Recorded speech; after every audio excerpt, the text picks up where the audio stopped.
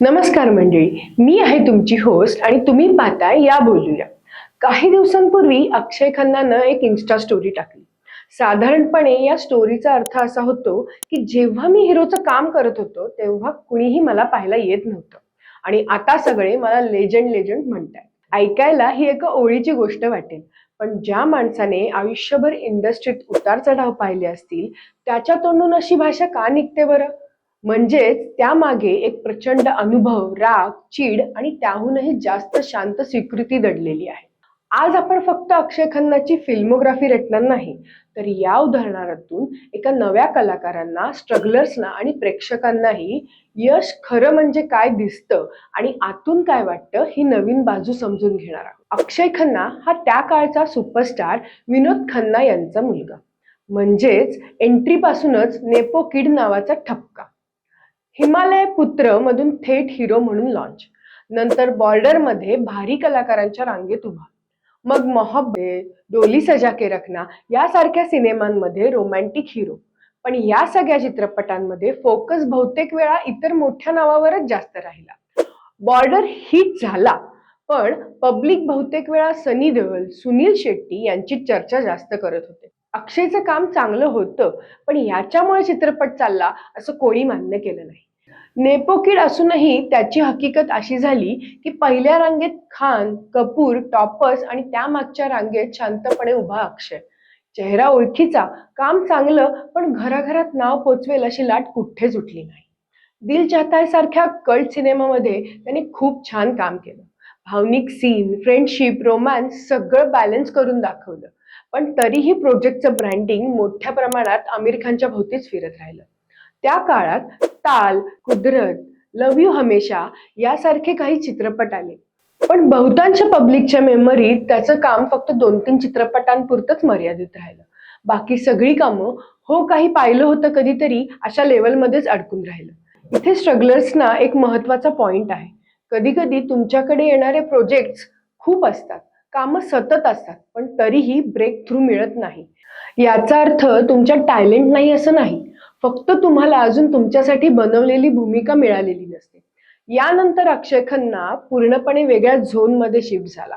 हंगामा, हलचल, रेस यासारख्या कमर्शियल व मस्त एंटरटेनमेंट सिनेमांमध्ये तो दिसायला लागला. इथे त्याचं कॉमेडीचं टायमिंग, बॉडी लँग्वेज, रिॲक्शन सगळं लोकांना खूप आवडलं.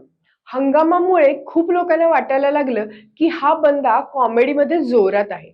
पण इथे एक कन्फ्युजन तयार झालं की तो हिरो आहे का कॉमेडियन, सिरियस ऍक्टर आहे का फक्त मसाला फिल्मसाठी आहे. इंडस्ट्रीमध्ये जेव्हा तुमची ओळख क्लिअर नसते तेव्हा तुम्हाला देण्यात येणारे रोल्सही गोंधळलेले असतात. कधी हिरो, कधी साईड, कधी फक्त सीन भरण्यासाठी. याच काळात हळूहळू तो पहिल्या लाईनच्या स्टार्डम पासून पूर्णपणे बाजूला सरकू लागला आणि कुणालाही स्पष्टपणे वाटत नव्हतं की हा पुढच्या 5-10 वर्षांमध्ये कुठे जाणार आहे. 2011च्या आसपास अशी वेळ आली की अक्षय खन्नाला फिल्म्स मिळणंच बंद झालं. ज्या येत होत्या त्या खूप हलक्या दर्जाच्या, रंजक नसलेल्या रोल्स सारख्या होत्या. त्यावेळी त्याने इंडस्ट्रीपासून काही वर्ष जाणीवपूर्वक लांब राहायचं ठरवलं. हा गॅप त्याच्या आयुष्यातील सगळ्यात महत्वाचा टर्निंग पॉइंट ठरला. बहुतेक स्ट्रगलर्सना असं वाटतं की स्क्रीनवर दिसलो कीच करिअर पुढे जातं, पण कधी कधी लांब होऊनही स्वतःकडे बघण्याची, आपण खरंच कोणत्या टाईपच्या भूमिकांसाठी बनलो आहोत, काय केलं की आपण पूर्ण समाधानी होतो, हे समजून घेण्याची सुद्धा तितकीच गरज असते. या ब्रेकमध्ये त्याने हिरो होण्याची लढाई सोडली आणि मनात ठरवलं, आता परतलो तर फक्त दमदार, जिवंत, रिस्क असलेले कॅरेक्टरच रोल्स करायचे. स्क्रीनवर कमी वेळ असला तरी चालेल, पण मनापासून. काही वर्षांनी जेव्हा अक्षय परत आला तेव्हा त्याच्या निवडी अगदी बदललेल्या दिसल्या. गली गली चोर हे यासारखी काही कामं झाली, पण त्याचं खऱ्या अर्थाने रिव्होल्युशन लोकांच्या नजरेत सुरू झालं ते म्हणजे गांधी माय फादर, डिशूम आणि त्यानंतर सर्वात जास्त सेक्शन 375 आणि दृश्यम 2 सारख्या सिनेमांवर. सेक्शन 375 मध्ये त्याने केलेला वकील थंड, लॉजिकल, कधी कधी ग्रे, हे पाहून लोक म्हणू लागले की हा माणूस बॉलिवूडच्या टॉप कोर्टरूम परफॉर्मन्स मध्ये मोजला जाऊ शकतो. दृश्यम 2 मध्ये त्याने तपास करणारा पोलीस ऑफिसरही प्रचंड इंटेन्सपणे केला. इथे नव्या कलाकारांसाठी एक मला मोठा संदेश द्यावासा वाटतो. कधी कधी असं असतं की तुमची दुसरी इनिंग ही पहिल्या इनिंग पेक्षा जास्त स्ट्रॉंग असू शकते. स्वतःला थोडा वेळ घेऊन स्वतःला नव्याने घडवण्याची हिंमत ठेवलीत ना, तरच हे शक्य आहे. इतिहासाच्या आधारित छावामध्ये त्याला औरंगजेबची भूमिका मिळाली.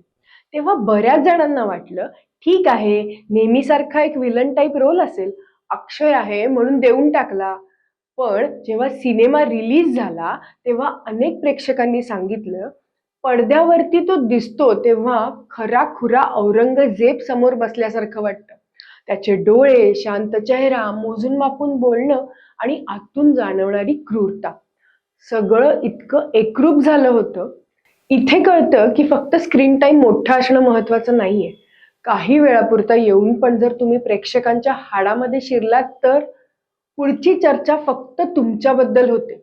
हा धडा प्रत्येक नव्या ऍक्टरने आठवणीत ठेवावा. छोटा रोल असं काहीच नसतं. तुम्ही छोटं करून टाकलेलं काम असतं. नाहीतर सीन स्वतः मोठे होतात. धुरंधर बद्दल बोलायचं झालं तर हा सिनेमा अगदी टेक्स्टबुक केस आहे. रणवीर सिंग सारखा झगमगता स्टार, संजय दत्त, आर माधवन, इतर मोठी नावं, भव्य युद्ध दृश्य, देशभक्तीचा टच, म्हणजे सगळं काही मल्टी स्टारर ब्लॉकबस्टर. पण लोक थिएटर मधून बाहेर पडताना फक्त एक दोन गोष्टीच ठणकावून सांगतात.